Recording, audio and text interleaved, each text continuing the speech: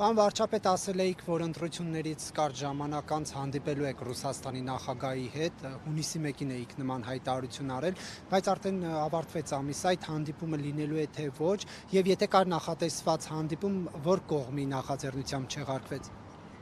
Նախատեսված հանդիպում չի եղել եւ երկրների ղեկավարների հանդիպումների կարճ ժամանակ ասած ինքը մի շաբաթ մի օր չի։ Այսինքն առաջիկայում կլինեն շփումներ, չի եղել նշանակված։ Ձեր հայտարարությամբ պետք է ընտրություններից մոտ 1 շաբաթ հետո լիներ, ասել էիք հունիսի 2-րդ կեսին։ Չէ, դա ուրիշ թեմայի մասին է եղել եւ դա համենայն դեպս առաջիկայում կլինի համոզված եմ հանդիպում։ Մոսկովին կայանալիք ՀԱՏՄ նիստի շրջանակներում։ Այնտեղ միջկառավարական խորհրդի նիստ է եւ վարչապետերն են մասնակցում, նախագահները չեն մասնակցում։ Քննարկեք վարչապետի հետ այս պատժամիջոցների հարցը։ Պատժամիջոց բառը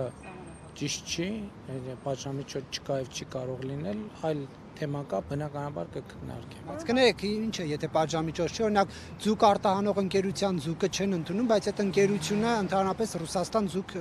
չի արտահանել։ Լավ չհասկացա։ Կա ընկերություն, որը երբևէ ձուկ չի արտահանել Ռուսաստանի Դաշնություն, բայց իր վրա էլ այդ տարածվում այդ սանկցիան։ Այդ դեպքում եթե այդ ընկերության կյանքում բան չի փոխվել, եթե ձեր հարցը ճիշտ հասկացա։ Վարչապետ, իսկ ընդհանուր առմամբ այս ընթացքում գնահատվել է տնտեսությունը, ինչ վնասներ է կրել այդ սահմանափակումների արդյունքում։ Տեսել եք, որ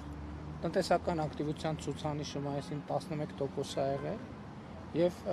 հունվար-մայիսը եղել է 8%-ից ավելի։ Այսինքն չի ազդել է Դե գիտեք, ընդհանրապես տնտեսության վրա միշտ էլ ինչ որ ազդեցություններ կան։